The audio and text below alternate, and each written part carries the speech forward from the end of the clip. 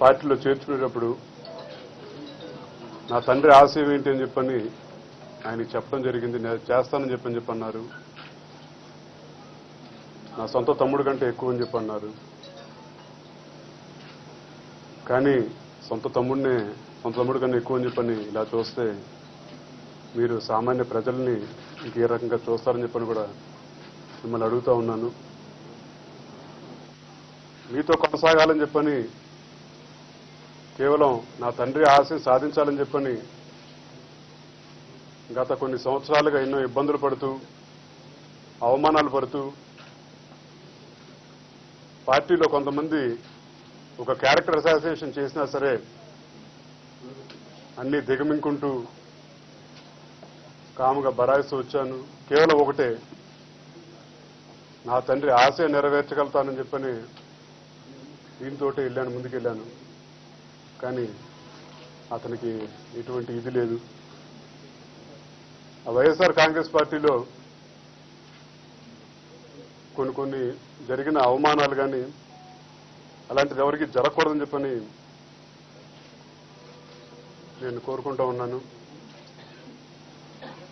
నేను నా తండ్రి విగ్రహావిష్కరణకి వెళ్తే ఒకసారి అన్ని పార్టీల వాళ్ళు వస్తారు. వైఎస్ఆర్ కాంగ్రెస్ పార్టీ వాళ్ళు వస్తారు, జనసేన వాళ్ళు వస్తారు, తెలుగుదేశం వాళ్ళు వస్తారు. ఆయన అభిమానించేటప్పుడు ఎటువంటి పార్టీ ఇదని చెప్పని చూడరు. మా నాయకుడి కిందో లేదంటే మా మనిషి కిందో అని చెప్పని భావిస్తారు. కాబట్టి అందరూ వస్తారు. అలాగే నా తండ్రి విగ్రహావిష్కరణకి వెళ్ళటానికి నేను ఎవడు పర్మిషన్ తీసుకోవాల్సిన అవసరం లేదు.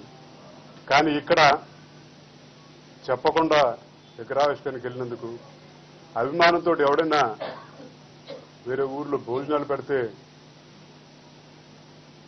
నా అదృష్టం కొద్దీ అంటే రంగగారు అబ్బాయి కిందని చెప్పి నేను చూశారు. కాబట్టి రాత్రి 11 కూడా అంతమంది కుర్రోళ్ళు కేవలం భోజనం తీసుకెళ్ళటానికి అని చెప్పి రోడ్డు మీద ఆపి తీసుకెళ్లారు. అది కూడా పొరపాటు అయిపోయింది. అక్కడ లోకల్ కన్వీనర్కి చెప్పలేదని చెప్పంట, లోకల్ ఇన్ఛార్జి చెప్పలేదంట విగ్రహావిష్కరణకి వెళ్తున్నట్టు. అసలు అది అభిమానంతో డబ్బులు పోగు చేసి కాదు, అభిమానంతో జోబులో రూపాయి తీసి ఖర్చు పెట్టి అతను విగ్రహం పెడతంటే, నాకు మా రంగగారు ముఖ్యమని చెప్పని పెడతంటే నేను ఎవరి పర్మిషన్ తీసుకోవాలో ఒకసారి చెప్తే బాగుండేదేమో. ఆ రోజు అసలు తీసుకోలేదు. తప్పు అయితే మీ పార్టీ రూల్స్ ప్రకారం నేను చేసింది 100% తప్పే. కానీ నా తండ్రి అభిమానుల్ని నేను సాటిస్ఫై చేయాలని చెప్పి అనుకున్నాను. కాబట్టి నేను వెళ్ళానది.